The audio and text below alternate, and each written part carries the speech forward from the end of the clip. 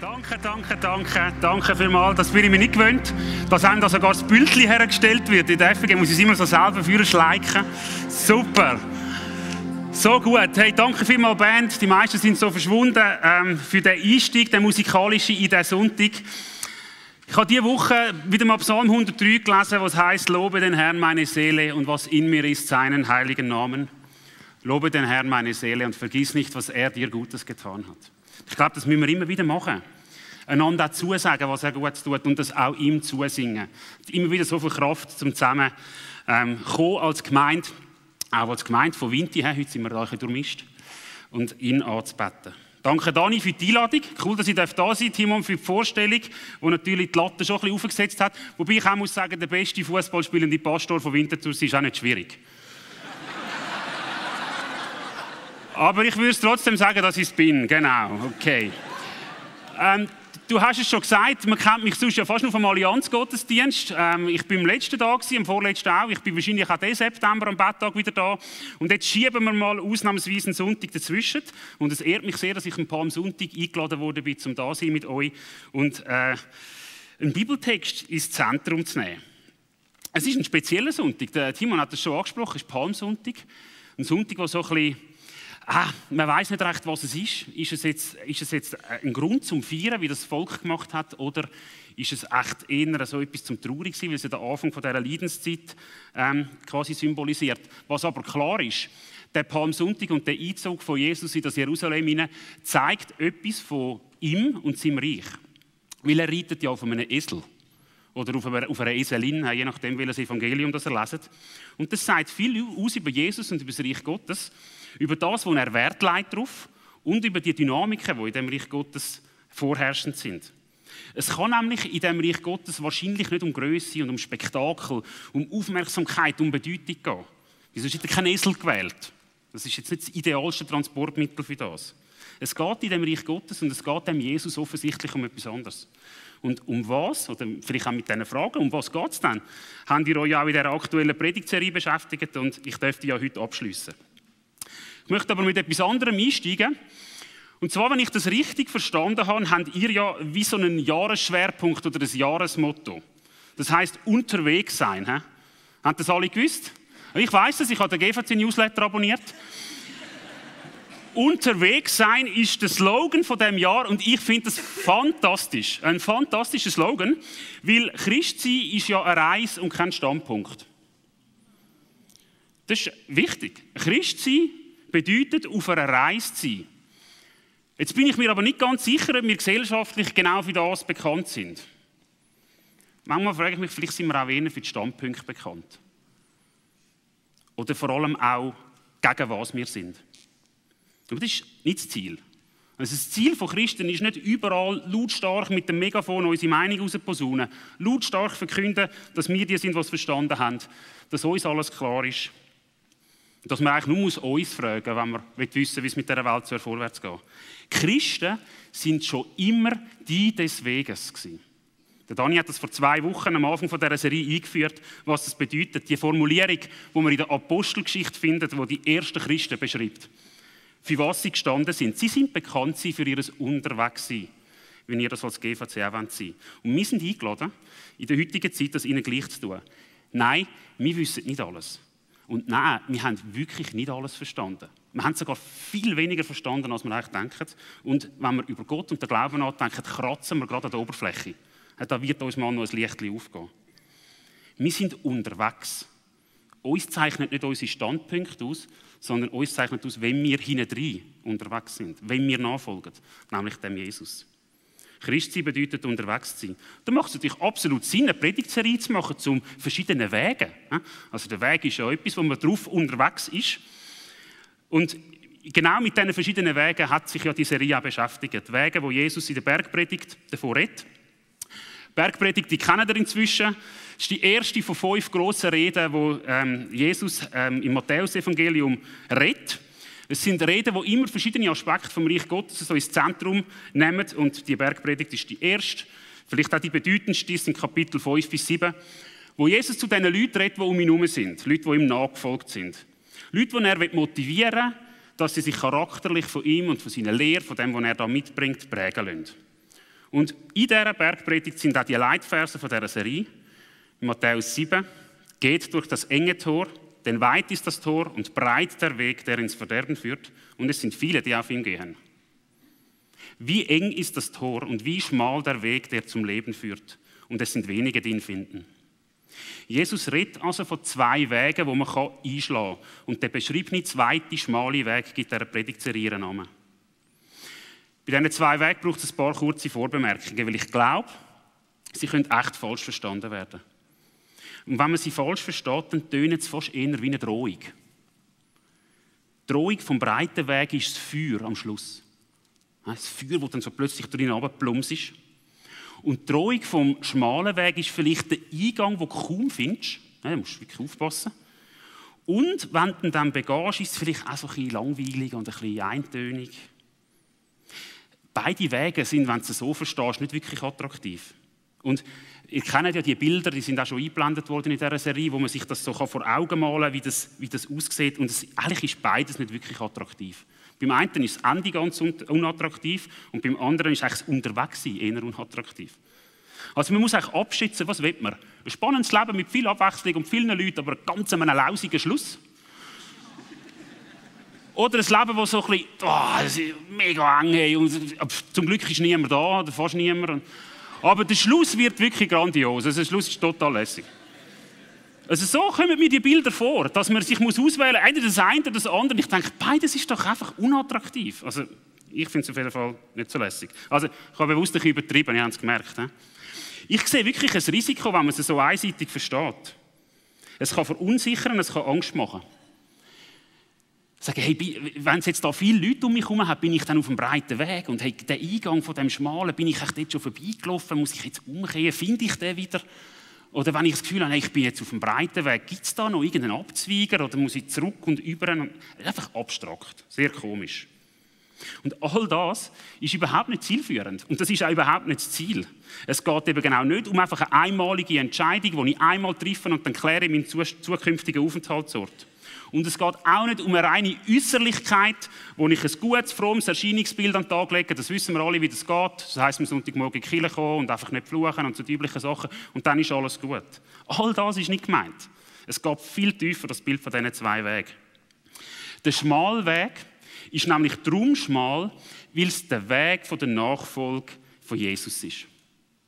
Am Anfang von dem schmalen Weg steht eben das alte Bekenntnis aus der Kirchengeschichte. Jesus ist Herr in meinem Leben. Und mit dem sagen wir auch, und alles andere nicht. Jesus ist Herr in meinem Leben und alles andere nicht. Das heisst nicht, dass wir nichts anderes im Leben haben. Der Schmalweg, der ist so langweilig auf diesen Bildern. Das heisst nicht, dass wir ein langweiliges, beschwerliches, mühsames Leben haben. Aber Hauptsache eine gute Belohnung. Das ist nicht gemeint. Das heisst nur, dass nichts, was wir in diesem Leben haben, so wichtig soll sein wie er. Der Weg ist weder langweilig noch gesetzlich. Noch sind wir dort Mausbein allein unterwegs, wie nur ganz wenige werden den finden. Wenn du jemanden siehst, bist du wahrscheinlich auf einem breiten Weg. Das ist einfach alles schwierig. Es ist nicht die Realität, die in solchen einseitigen Formulierungen gezeichnet wird von dem schmalen Weg. Es ist einfach nicht die Realität. Es ist auf dem schmalen Weg weder langweilig, noch einsam, noch gesetzlich, noch ist einfach immer alles schwierig. Wir müssen das Kreuz von der Nachfolge auf uns nehmen. Und wer nicht leidet, der meint es nicht ernst. Es ist einfach nicht haltbar. Wenn wir nämlich so denken, dann sind wir immer nur vom Ende motiviert. Dann sagen wir eigentlich indirekt, hey, Christsein ist richtig mühsam, schwierig, beschwerlich und einsam. Aber wenigstens wartet eine grosse Belohnung am Schluss. Hey, das ist doch nicht attraktiv. Und es stimmt auch nicht. Es ist einfach nicht ehrlich. Ich glaube, wir helfen niemandem, wenn wir Christen sind, die mit 1,5 Füßen schon in der Ewigkeit sind. Es gibt ein Diesseits. Und Jesus ist auch nicht nur auf die Erde gekommen zum Sterben. Er ist nicht nur gekommen zum Sterben, er ist auch gekommen zum Leben. Auch wenn man das im apostolischen Glaubensbekenntnis sucht und nicht findet. Geboren von der Jungfrau Maria und gelitten unter dem Pontius Pilatus, als hätte er nie gelebt. Aber der hat ein paar Jahre gelebt. Der ist gekommen, um uns zum Vorbild zu werden als Mensch. Der ist gekommen, um uns zu zeigen, was das Leben in seiner Nachfolge bedeutet. Sein Segen und sein Frieden und seine Gerechtigkeit und seine Gegenwart sind jetzt schon bei uns. nicht dann irgendwann einmal, wenn wir uns durch diesen mühsamen Weg durchgekämpft haben. Und darum macht es wirklich viel Sinn, uns damit zu beschäftigen, wie ein Leben auf dem schmalen Weg wirklich aussieht, nicht so unattraktiv, wie es manchmal gezeichnet wird, und was die Nachfolge von dem Jesus bedeutet. Okay, das war die Einleitung. Noch 14 Minuten, gut. Der Titel, den ich bekommen habe für heute, ist «Ein Weg der Großzügigkeit». Und Großzügigkeit ist ein wichtiger Aspekt auf dem Weg.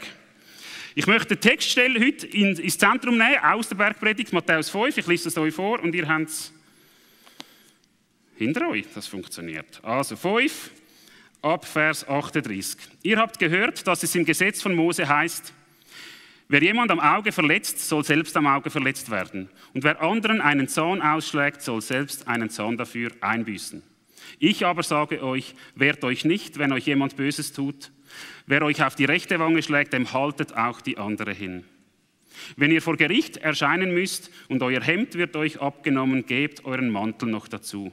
Und wenn jemand von euch verlangt, eine Meile weit mit ihm zu gehen, dann geht 2 Meilen mit ihm. Gebt denen, die euch bitten, und kehrt denen nicht den Rücken, die etwas von euch borgen wollen. Der Text gehört auch zu der Bergpredigt und er gehört so in einen Teil hinein, wo man manchmal überschreibt mit dem Wort Antithese. Es sind mehrere Verse, wo Jesus immer Gesetzstellen aus dem Alten Testament zitiert und dann die Worte anfügt, ich aber sage euch. Am bekanntesten sind in diesem Zusammenhang die Texte über das Morden und über das Ehebrechen. Der Reto letzte Woche etwas darüber gesagt, wo es eigentlich heisst, es fängt im Inneren an. Die Haltung vom Morden und die Haltung vom Ehebrechen fängt im Inneren vom Menschen an und weitet sich irgendwann zu einer Handlung aus. Der Kontext von diesen Versen, von dieser Antithese, ist eigentlich Rache und Vergeltung. Das Gesetz sagt Auge um Auge, Zahn um Zahn. Das ist das alttestamentliche Gesetz. Und es war der Versuch, damals im Alten Testament, eine Gewaltspirale zu durchbrechen. Wir denken vielleicht an das Fördern Gewalt. Aber die Idee von Auge um Auge, Zahn um Zahn ist eigentlich, dass man Gewaltspiralen durchbricht.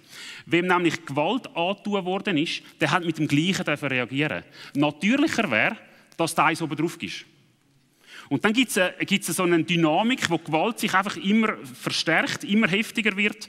Und die Idee von Auge um Auge, Zahn um Zahn war, Gewaltspiralen zu durchbrechen. Sagen, wenn du eins überkommst, gib das Gleiche zurück. Das ist die Regel vom Alten Testament. Jetzt sagt aber Jesus da, ich aber sage euch, das langt nicht. Für euch als Jüngerinnen und Jünger, die auf dem schmalen Weg unterwegs sind, langt das nicht. Es gilt nochmal etwas anderes. Ihr sollt nicht gleich reagieren. Auf dem schmalen Weg läuft es anders ab. Ihr solltet überhaupt nicht keine Rache üben, keine Vergeltung üben. Der N.T. Wright sagt, sondern stattdessen einen kreativen Weg nach vorne gehen. Ein Weg, wo die geduldige und, Achtung, mein Thema, grosszügige Liebe von Gott zeigt. In unserem Text sind es 3 Beispiele. Die anderen Backen anheben, den Mantel geben, wenn der eine das Hemd abnimmt und die zusätzliche Meile gehen. Wir haben heute Morgen leider nicht Zeit und sowieso nicht, wenn ich da oben schaue, um da wirklich einen Deep Dive zu machen. Aber was spannend ist bei all diesen 3 Beispielen, ist, dass Jesus wieder Spieß umkehrt. Er sagt, reagiert anders, als es euer Gegenüber erwartet. Wenn ihr nämlich den anderen angreifen, dann denkt ihr vielleicht, wir müssen mit dem Gleichen, oder wenn ihr angegriffen werdet, dann denkt ihr, dass es mit dem Gleichen reagiert wird. Macht es anders. Reagiert anders, als es euer Gegenüber erwartet. Jesus sagt seinen Jüngern, schäumt nicht vor Wut, wenn euch Gewalt angetan wird. Ihr solltet nicht auf Rache aus sein.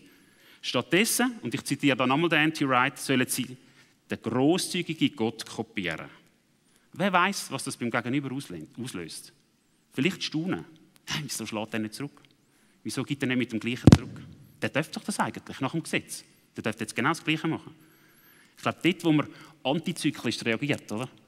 Dort bringst du Leute zum Staunen, zum Nachdenken, zum Nachfragen.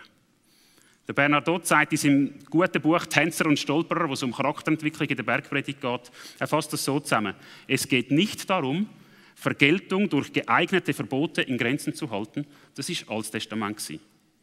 Es geht vielmehr darum, alternative Formen im Umgang mit dem Bösen zu entwickeln. Alternative Formen im Umgang mit dem Bösen.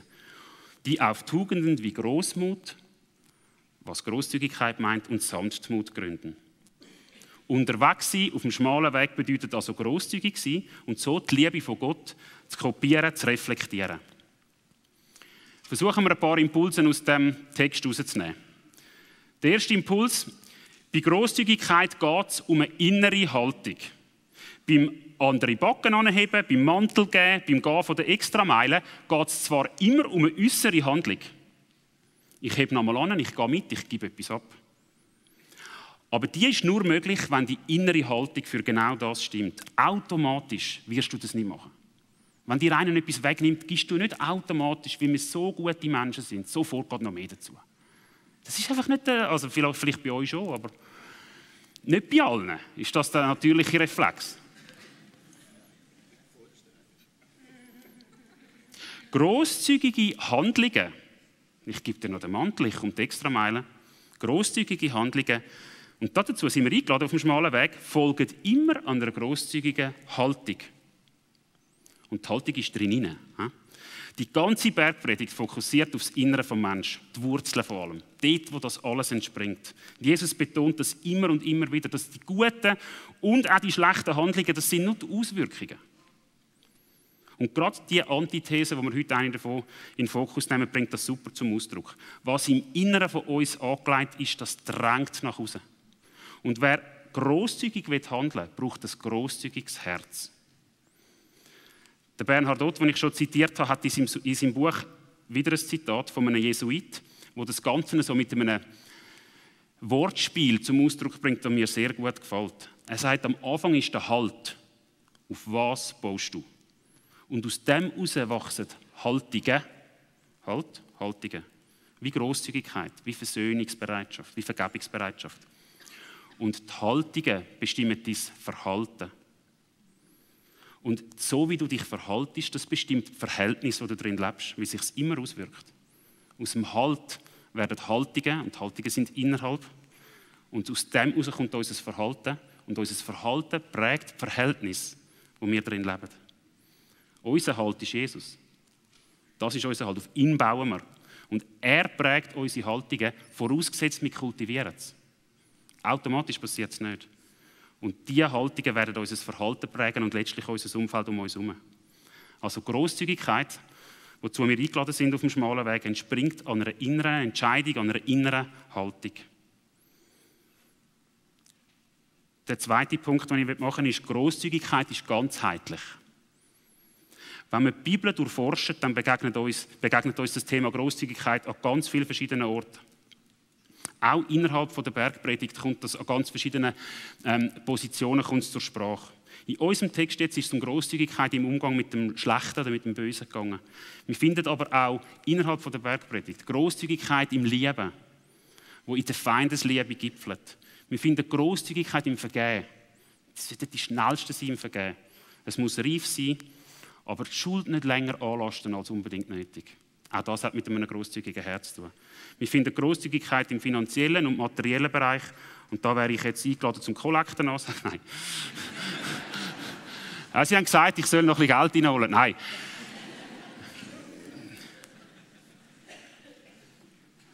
Haben sie nicht. Aber es gehört dazu. Einem grosszügigen Herz entspringt auch ein grosszügiger Umgang mit diesen Themen. Wir können die Liste von Grosszügigkeit in der Bibel und auch wieder im Neuen Testament könnte man noch weiter erweitern. Ich bin überzeugt, dort, wo wir eine innere Haltung von der Grosszügigkeit kultiviert haben, wird sich das an ganz vielen Orten in unserem Leben zeigen. Die Leute um uns herum werden Freude haben an dem. Wie gesagt, Umgang mit Finanzen, Umgang mit Zeit, Umgang mit Interessen am Gegenüber. Das sind alles Sachen, wo unsere Grosszügigkeit gefragt ist. Jetzt stellt sich natürlich die Frage, wie man so eine Haltung von der Grosszügigkeit kultiviert. Ich glaube, der erste Punkt ist die Frage, und das ist vielleicht eher so eine Selbstreflexion, etwas, wo du dich ganz ehrlich selber fragen kannst, welchem Herr diene ich? Und nicht schnell antworten. Weil wir sind ja alle christlich sozialisiert, wir sagen sofort, Jesus. Haben wir in der Sonntagsschule gelernt und sagen wir bis heute, wir dienen Jesus. Das ist super, das dürfen wir auch sagen.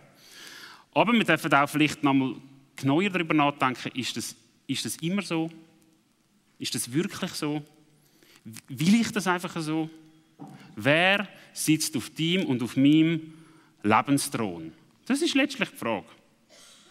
Ich war diese Woche bei einer alten Winterthurer Gebetslegende daheim und wir haben über genau diese Frage geredet und wie wichtig das ist, sich das immer wieder zu fragen, wer sitzt auf deinem und meinem Thron. Und ich glaube, wir müssen es auch immer wieder neu kalibrieren. Schau, es ist nicht etwas, wo du einfach einmal kannst sagen, ich bin jetzt mit dem Jesus unterwegs, ich habe den Wegweiser richtig gestellt, ich lande dort am richtigen Ort.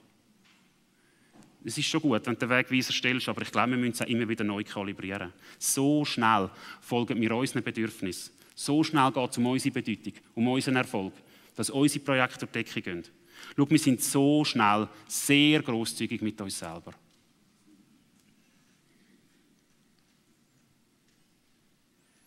Ich glaube, es ist auch gesellschaftliche Gefahr. Wir leben in einer Kultur oder in einem Umfeld, wo es immer um uns geht. Me, myself and I. Im Vaterunser aber heisst es, dein Name, dein Reich, dein Wille. Wir leben in einer Kultur, die sagt, ich. Und der schmale Weg wäre dein. Matthäus 6, 21 lesen wir, denn wo dein Schatz ist, ist auch dein Herz. Wo ist dein Schatz? Wer sitzt auf deinem Lebensthron? Wem folgst du nach? Ich glaube, wir werden keine Haltung von der Grosszügigkeit kultivieren können, wenn es immer nur um uns geht. Wenn eigentlich wir und die Befriedigung von unseren Bedürfnissen und unser Status eigentlich auf dem Thron sitzt. Wir werden nicht eine Haltung von der Grosszügigkeit kultivieren können, wenn dort auf dem Thron wir selber sitzen. Weil Grosszügigkeit profitieren eben nicht wir davon, sondern der andere. Aber das ist der Jesusweg.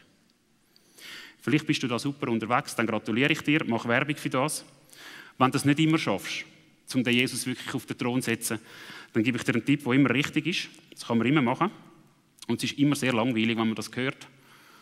Aber es ist halt trotzdem richtig. Gegenwart von Gott suchen. Es gibt nichts Wichtigeres in unserem Leben, als Gegenwart von Gott suchen. Schaut, verändert werden wir, wenn wir uns in seine Nähe begeben. Dort, wo wir ihm näher kommen, dort färbt es ab. Und dort werden wir zu einem anderen Menschen. Und Jesus hat genau zu dem hat er seine Jünger berufen. Bei ihm zu sein. Durchs bei ihm sein, werden wie er und irgendwann Sachen machen, die er gemacht hat. Und sie haben das erlebt. Bei ihm sein, werden wie er, Sachen machen, die er gemacht hat. Wer nur an seinen Handlungen herumschraubt, wird nicht wirklich transformiert. Wer nur schaut, was äußerlich sichtbar ist und dann dort ein bisschen modifiziert, das ist kurzfristig okay. Aber die Wurzeln ist drin, die Wurzeln ist da drin. Und das Verhalten kommt aus den Haltungen. Und ich glaube, wir müssen an den Haltungen arbeiten. Die Haltungen werden dort gefestigt, wo wir uns mit dem umgehen, wo uns Halt gibt. Nämlich Jesus. Im Sein bei Jesus werden wir verändert, wir werden motiviert zu einem Leben auf dem schmalen Weg, wo von einer inneren Haltung von der Grosszügigkeit zu einem ganzheitlichen, grosszügigen Verhalten, Handeln wird führen. Wo wir uns auch unter Druck und auch im Angesicht vom Bösen, im Angesicht der Herausforderungen von unserem Leben immer wieder fragen können, wie wir jetzt die grosszügige Liebe von Gott können kopieren und können reflektieren in unser Umfeld hinein.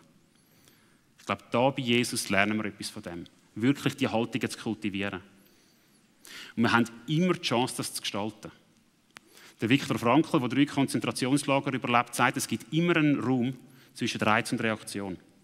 Es gibt immer Reize, die auf uns einprasseln. Es gibt immer Sachen, die von außen an uns herangetragen werden. Und wir sind nie mit unserer Reaktion dem einfach ausgeliefert. Wenn das jemand sagt, der im Konzentrationslager war, ist wahrscheinlich etwas dran. Er sagt, selbst dort, in der grössten Not und wo der Reiz so ist, dass man zurückschlagen muss, hast du einen Raum, den du bespielen kannst, dass du so reagierst, wie es Jesus machen will. Ich glaube, wir lernen das, wenn wir uns ihm aussetzen. Den Weg von der Grosszügigkeit suchen, den Weg von der Hingabe suchen. Und wenn du denkst, es klingt mega unattraktiv und nach einem richtig schlechten Deal, dann möchte ich nochmal den kurzen Teil von dem Leitvers von dieser Serie zitieren. Der schmale Weg, der zum Leben führt, heisst es da. Dort landen wir. Zum ewigen Leben. Aber auch zu einem attraktiven, lebendigen, ansteckenden Leben im Hier und Jetzt. Zu dem sind wir berufen. Der Weg von der Nachfolge von Jesus lohnt sich zu gehen, auch wenn er vielleicht im ersten Moment ein bisschen schmal und ein bisschen unattraktiv aussieht. Das ist das Beste, was wir machen können. Ich glaube, so werden wir innerlich verändert werden.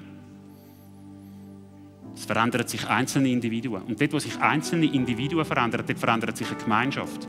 Und dann plötzlich ist man eine Stadt auf dem Berg. Ich habe gehört, das ist für euch wichtig. Eine Stadt auf dem Berg, die leuchtet. Das passiert, wo sich einzelne Individuen anfangen, dem Jesus angleichen. wo der Charakter von innen aus geprägt wird, wo die Haltungen zu positiven Handlungen führen. Dort, wo einzelne Individuen sich verändern, verändert sich eine Gemeinschaft und eine Gesellschaft und eine Stadt Winterthur und die Welt. Ich bete noch. Jesus, danke vielmals für die Bibel, für diesen Schatz. Danke, dass wir dort lernen und herausfinden, wie du bist. Und Jesus, wir wollen dir hineinkommen. Das ist unsere Entscheidung, auf diesen schmalen Weg zu kommen. Zu sagen, wie das Menschen seit Jahrhunderten sagen, Jesus, du bist Herr in meinem Leben und sonst nichts. Danke vielmals, dass du uns als allererstes berufst zur Beziehung, zur Gemeinschaft mit dir. Und ich bete, dass das einfach ein Ort ist, der abfärbt auf uns, wo Haltungen in unserem Inneren kultiviert werden, die für die Leute um uns herum zum Sagen werden. Und ich bete, dass uns auch die Themen, die in dieser Serie zur Sprache kommen, sind, dass das irgendwie sichtbar wird, dass Menschen um uns herum etwas von dem sehen. Etwas vom Mut, von der Echtheit, von der Grosszügigkeit. Man hätte die Liste noch erweitern können. Jesus, wir wollen, dass deine Liebe und deine Barmherzigkeit sichtbar wird in unserem Leben. Wir beten, dass wir immer wieder in deine Nähe kommen, bei dir andocken, Jesus. Danke vielmals, dass du noch so viel Gutes vorhast mit uns, auch mit dieser Kirche da. Ich bete, dass du sie segnest, dass du uns alle segnest, dass wir wirklich Spiegel sein von deiner Größe, von deiner Gegenwart und dass in Winterthur durch uns alle etwas von deinem Reich sichtbar werden.